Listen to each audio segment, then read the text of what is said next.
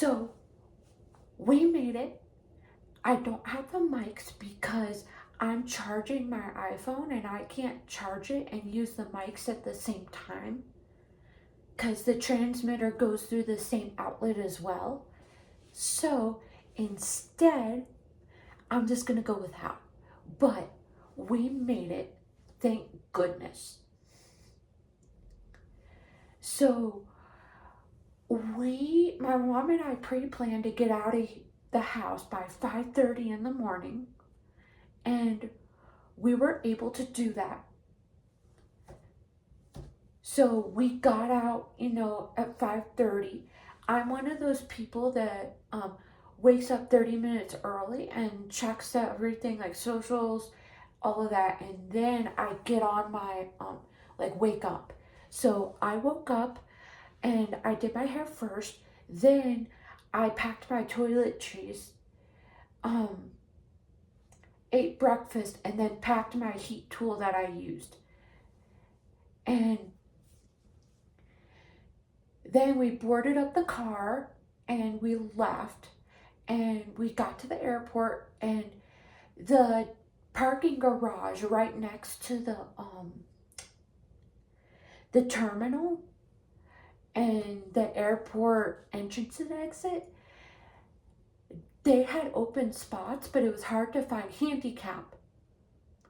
So we just parked somewhere, and I had my wheelchair. It wasn't, But the thing is that those lines right next to those accessible parking spots, sorry, I don't like saying handicap, and I know I said that earlier, and I just said it now, but those are for disabled people to be able to load and unload their wheelchairs as well as assemble them if needed. So I had to do mine literally out in the middle of, the parking garage, which thank goodness no one ran me over, but still. And then we got there. TSA was a breeze because I'm in a wheelchair. And because I'm in a wheelchair, I get to go through a special line. And since my mom's my companion, she gets to go with. And we ended up getting there an hour and a half before our flight. So my mom and I got like food at the airport, and then we took off. And I get to board first because I need extra time and assistance because I need to break down my wheelchair. And I also want to be sure that it gets heated into either the wheelchair closet, or if it can't fit in there, underneath the aircraft. And I have a tracking device on it, and I can track it with my phone. However,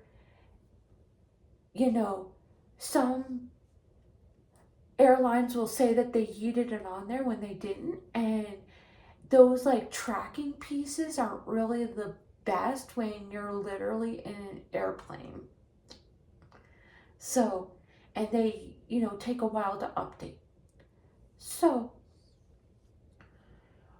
it was like roughly a 2.5 to 3 hour flight because when we flew, we kept on going backwards. So it was an hour backwards and 2 hours backwards, whatever. We finally landed, and with the Denver airport, they were doing some construction. And basically, we had to like maneuver around it, which was frustrating. And it was like hard to find baggage claim for our airline because literally no cap. I checked on the app because the app will say like, welcome to blah, blah, blah.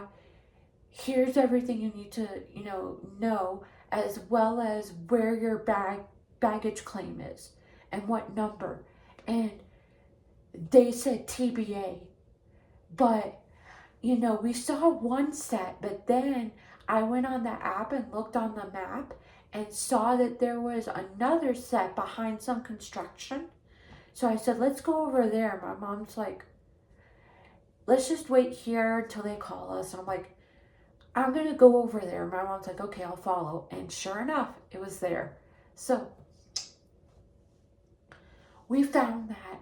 And then there was no damage to my wheelchair whatsoever. My wires for my power assist were a bit finicky, but that's nothing they did. That's always been an issue. And also, pro tip, when I was in Atlanta, I took photos of my wheelchair. That way, if something were to happen to it, I can show them photo proof that it did get damaged on their end.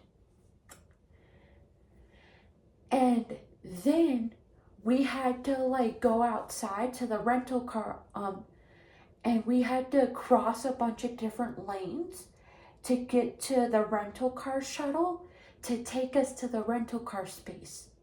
And I've done shuttles before with my wheelchair, rental car ones. However, I prefer Atlanta, so you go out to baggage claim, and then I believe you make a left, and you go all the way past all the doors to the exit, and it'll take you to the entrance for the SkyTrain. And with the SkyTrain, it'll take you to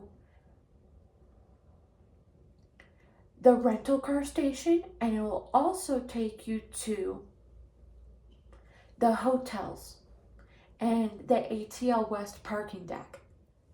And it's a lot easier because a lot of like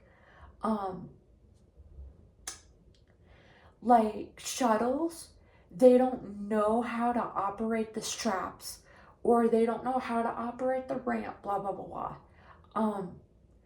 This guy, which I wasn't too fond of, he knew how to work the ramp, but he didn't want to do the straps and said that he would drive slow, and I fell for it, but at least I didn't fall. And then I waited while my mom went and got the rental car. She brought it up, we heated everything in, and then it was a 2-hour drive to where we're staying, because that's the closest airport. So we literally went from, Denver to Breckenridge, but we stopped to get food along the way because my mom was hungry. And then we made it here. And this place, it's my mom, myself, my brother Jake, my sister-in-law, aka his wife, Molly, Molly's mom, Molly's friend, slash maid of honor, and that's it. And then one of her bridesmaids and her brother are staying across the street at a ski resort. So that's it. And then I'm in, it's actually it's a dual purpose bedroom. I think they call them multi-purpose or flex, but it has, an office desk, but then it has a Murphy bed. So it's a bed that folds out from, the wall. It looks like a cabinet, but it folds out. And the reason why I'm up here is 2 reasons. Number one is I use a CPAP, which, helps me breathe at night. And my fam wasn't sure how loud it was. My mom, her room is really close to mine in our house, and she can't hear it. And the room situation downstairs, because this is the only bedroom on the main level, is the same thing, where they're really close, but you can't hear it. But also, there's a half bath up here, and I use a transanal irrigation system for my bowels. And in order for me to,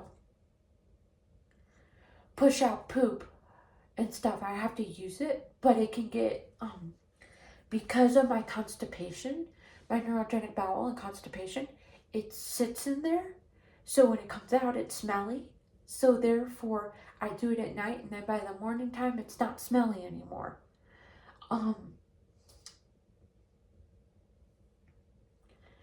and when I got here, I was struggling to breathe, which they said was going to be an issue. It could be for the first day, or it could be the whole trip because of the altitude. It's called altitude sickness, where because the altitude changes, it can make it harder. However, when I was in Denver, I was okay. So theoretically, what you could do is spend the night in Denver and then trek it out this way to get accustomed, but we didn't do that. And they also, my brother and his wife said that they're like, if you go to your doctor, you could get like a special medication to help with it. And just ask for it. And they didn't do it last time, and they wish they did. And I did go to my primary care, but it was for something else and never asked them for it. But yeah, this is it. And everyone except for me and my brother's wife's mom are going skiing tomorrow. My brother's wife's mom broke her shoulder. She injured it, and her doctor did not give her clearance to go skiing, but she's gonna do some other things. Like her and my mom are gonna go dog sledding on Friday, I think. Something of the like. And I can't go tomorrow because I need to do adaptive skiing, and there's only one adaptive ski place here, and it's very small. This is a very small town, so it tracks, but there's only one adaptive ski place, and the soonest they could take me was on Friday. So I'm going Friday from 9 in the morning till 3 in the afternoon with a break for lunch. So I'm super excited because I've never done this before, so this will be a new adventure. But overall, I do really well with the airport, and I have a system. And my system just, works. And yeah, and tomorrow I'm just gonna go. They have a free shuttle that takes you around places here. However, the shuttle doesn't go all the way out to the grocery store. It stops somewhere, and then you have to walk 7 minutes. But the thing is that they're calling for snow tomorrow or tonight, and I don't feel comfortable walking in it, so I'm just gonna get an Uber or Lyft, one of the two, or a rideshare service. So yeah. And I am gonna go buy some stuff because my brother and his wife did a pickup order already. However, I'm going to be doing a pickup order. I'm going to go in store and get some things as well. So, yeah. And I'm going to come back because I really want to bake. And then afterwards, I'm going to chill in the hot tub. But yeah, I love it up here so far, other than the fact that I can't breathe very well. But it is what it is, and hopefully I get adjusted to it. And I've just been doing little things like walking from like one part of the room to another. And this place is a townhome, but it's very small. But like going up and down the steps puts me out of breath. And that typically doesn't happen.